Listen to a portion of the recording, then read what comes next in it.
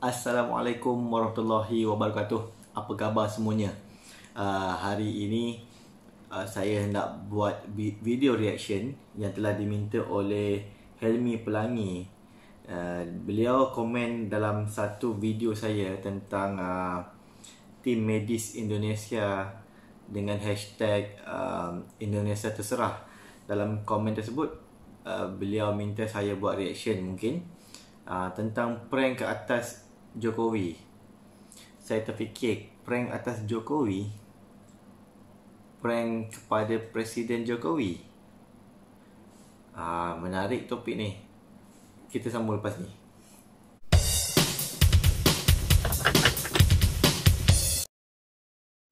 Baik, saya apabila saya dapat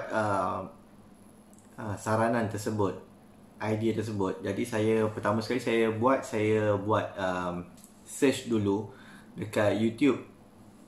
Ternyata ada banyak sekali video tentang kes ataupun kasus di mana ada seorang lelaki bernama M. Noh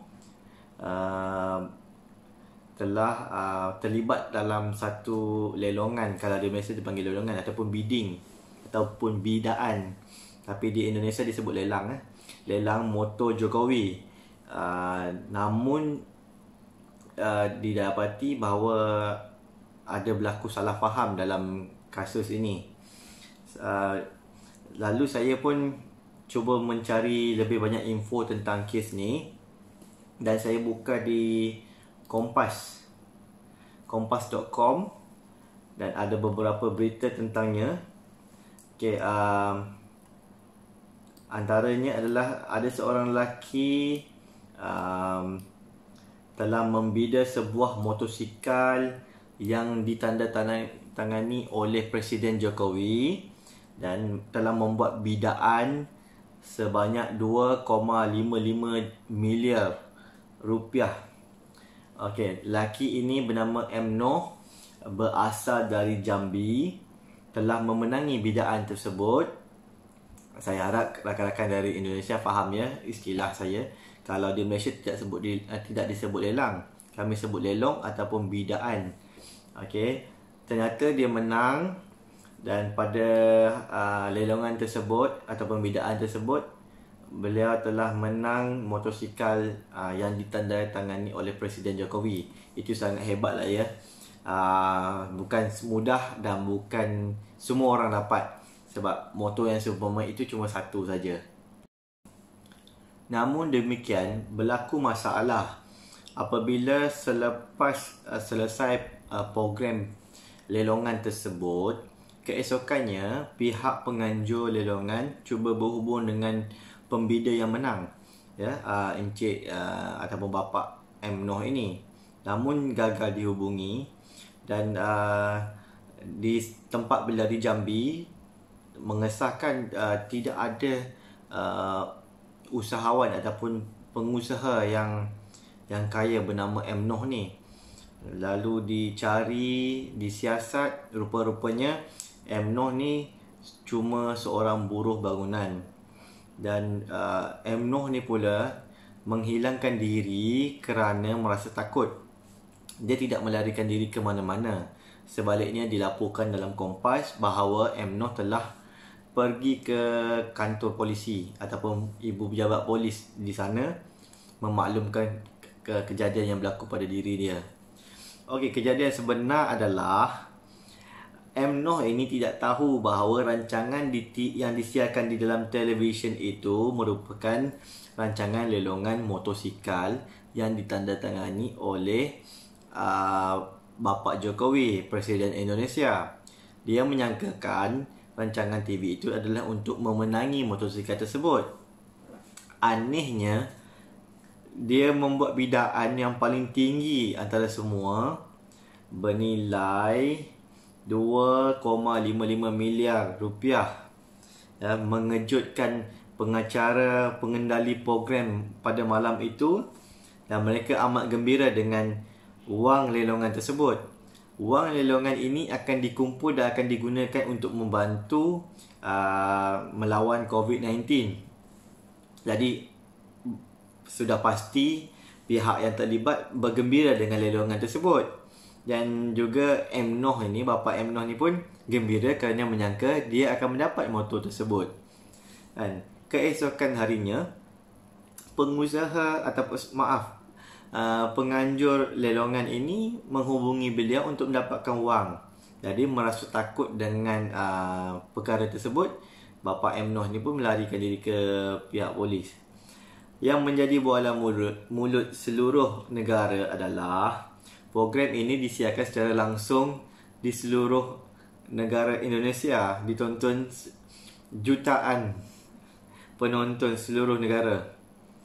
Jadi apabila diketahui bahawa M. Noh ini bukanlah pengusaha sebenar, menjadi bahan lawak lah. Saya pun tak terfikir. Bila saya baca Kompas tadi dan saya tonton beberapa video daripada rakan-rakan YouTuber Indonesia, saya tercengang, macam mana, terkejut ataupun saja seperti tidak percaya bahawa ada seorang lelaki biasa menelefon pada satu rancangan TV, menang bidaan yang paling tinggi untuk motor yang ditandatangani Presiden Jokowi. Akhirnya seperti prank pula.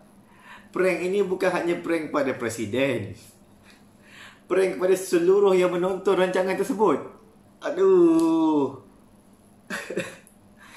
Bayangkan heboh di kota Jambi mengatakan ada orang kaya di sana yang telah memenangi motosikal tersebut. Kan? Pasti bangga seluruh kota Jambi waktu itu kan. Ya Allah. Saya masih lagi orang kata meremang jugalah bila fikirkan. Saya memikirkan kalau saya di tempat dia tu macam mana perasaannya.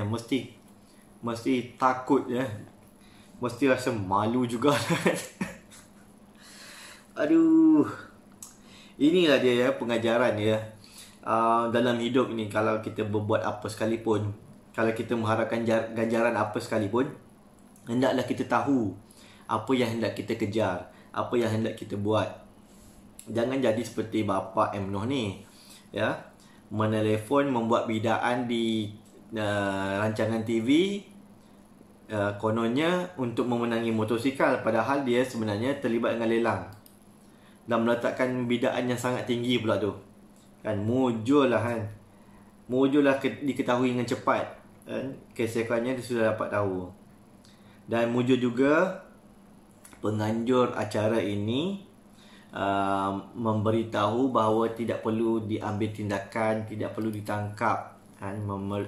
Mereka meminta polis untuk tidak mengenakan apa-apa tindakan kepada bapa M. Noh ini, kerana beranggapan bahawa tidak ada pihak yang rugi sebenarnya, baik daripada pihak penganjur lelongan maupun daripada pihak bapa M. Noh sendiri. Cumanya ia menjadi kelakar, menjadi lucu, kerana sudah menjadi buah mulut seluruh Indonesia rupanya.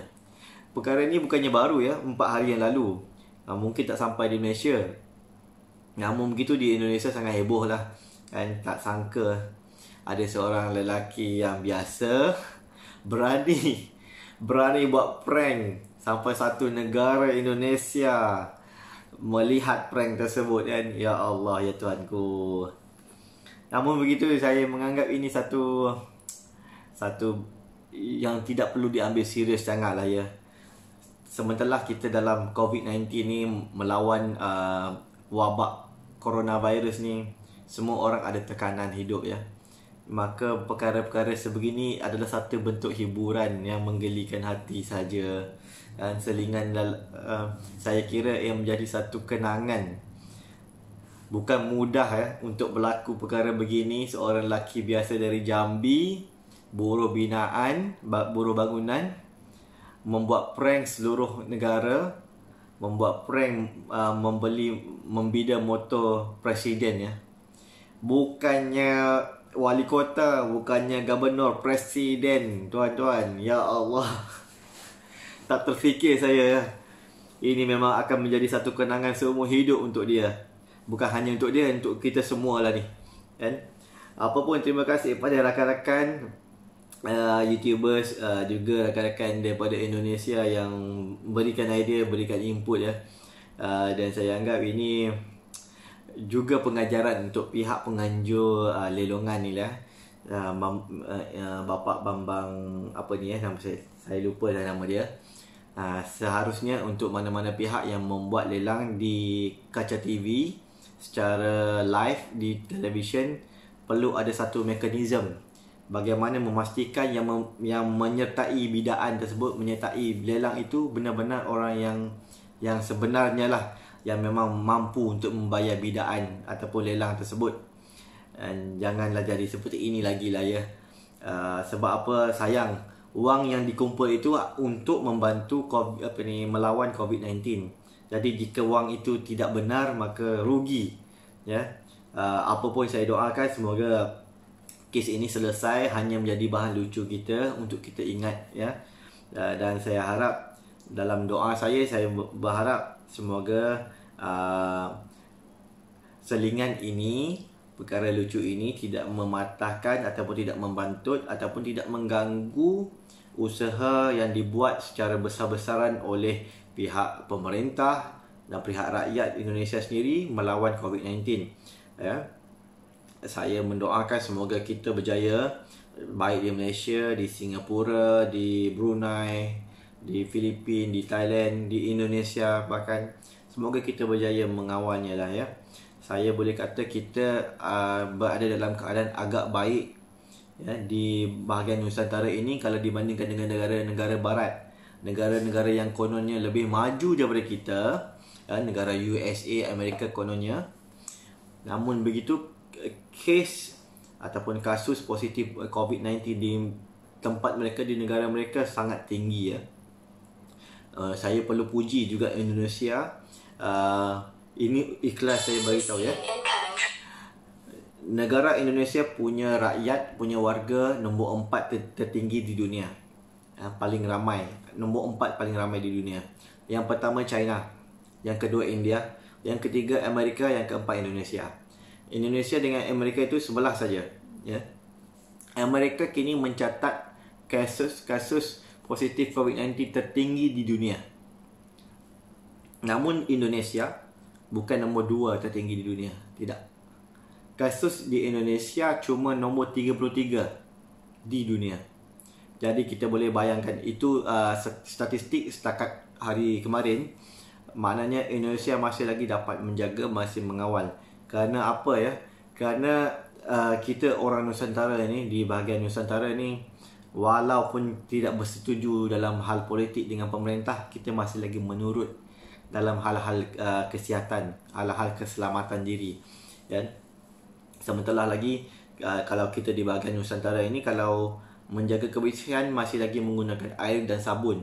Tidak seperti di luar negara ya, menggunakan toilet pun tak gunakan air ya. Kita masih lagi menggunakan air dan sabun. Lagi satu, orang-orang kita ni, orang Nusantara ni patuh ya. Apabila berlaku hal-hal begini, kita sangat menjaga kesihatan.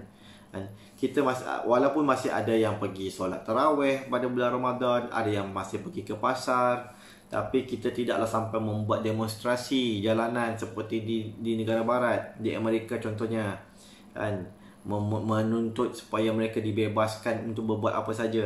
Itu gila tu kan. Kita tidak begitu. Sebab itu kita dapat menjaga wabak itu daripada terus merebak ya. Namun begitu, bukanlah satu alasan untuk kita membangga diri. Kita harus sedar yang perjalanan ataupun perjuangan ini masih belum selesai. Kita harus lawan COVID-19 habis-habisan. Dan untuk itu kita buat apa yang kita mampu kan.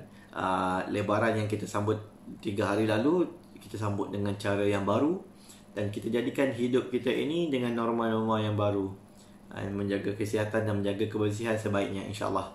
Baik, saya pun tak ada apa-apa lagi nak cakap. Terima kasih kerana menonton. Assalamualaikum warahmatullahi wabarakatuh. Terima kasih kerana menonton video ini. Anda boleh tekan button subscribe di sini, dan anda boleh tonton video seterusnya di sini. So, jumpa anda di video seterusnya.